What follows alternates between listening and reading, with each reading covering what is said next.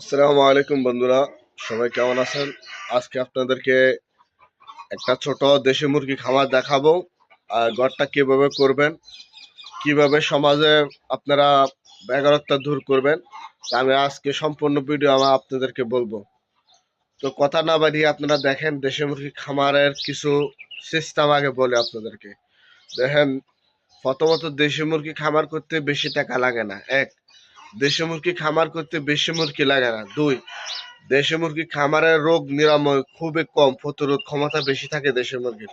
তিন, 4 নম্বর হলো দেশি মুরগির লস এবং লাভ দুটোই সীমিত থাকে, বেশি লসও না বেশি লাভও না।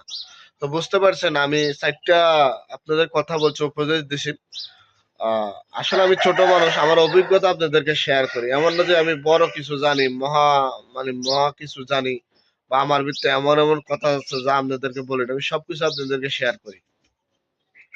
এখন আপনাদের দেখাবো, শীতকালীন আপনারা দেশি মুরগি যদি পালেন, শীতকালীন আপনারা দেশি মুরগি কিন্তু আপনারা বিভিন্ন বাইরে রাখেন, অনেকে অনেকে নেট দিয়ে রাখেন, কিন্তু এই ভুল করবেন না। শীতকালীন আসলে রোগটা একটু ছড়িয়ে যায় বেশি, মুরগি বেশি আক্রান্ত হয় বিভিন্ন জোরানি রোগ, এ রোগ হে রোগ, রক্ত আমাশা রোগ। তাই আমি বলি, আপনারা বাইরে মুরগি ঠান্ডা করে রাখবেন না। ঠান্ডা যাতে মুরগি স্পষ্ট না রাখতে পারে সেভাবে আবদ্ধ করে রাখবেন। তো চলেন আমার পিছের ক্যামেরা দিয়ে আমি আপনাদের আমার মুরগিগুলো দেখাই। এই হলো আমার মুরগি। দেখেন, একটা আবদ্ধ করে রাখছি, দেখছেন? হাওয়া বাতাস আসার কোনো সিস্টেমে নাই, দেখছেন?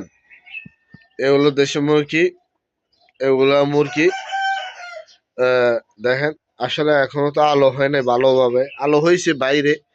দেখেন, এটা আবদ্ধ তো তেমন একটা আলো আইতে আছে না। তো মুরগিগুলো আমি ওই দিকে নিয়ে আপনাদেরকে দেখাচ্ছি। আপনারা দেখেন কতগুলো মুরগি এখানে, ওই ডবরা খানা দিয়ে আমি, দেখছেন? এইভাবে সমাজের বেকারত্ব দূর করতে পারেন। শুরু করেন ভাই, মোবাইলের পিছে না ঘুরি, নারীর পিছে না ঘুরি, আস্তে আস্তে মুরগি গরু ছাগল দিয়ে শুরু করেন। রিজিক মালিক আল্লাহ। আস্তে আস্তে শুরু করেন, আল্লাহ অবশ্যই আপনার রিজিক বাড়াই দিব। দেখেন, দেখছেন? এগুলার ওষুধ এমনকি বিভিন্ন ধরনের দাওয়াই, এগুলো আমি নেক্সট ভিডিও আপনাদের দেখাবো। আজকে পর্যন্ত আল্লাহ।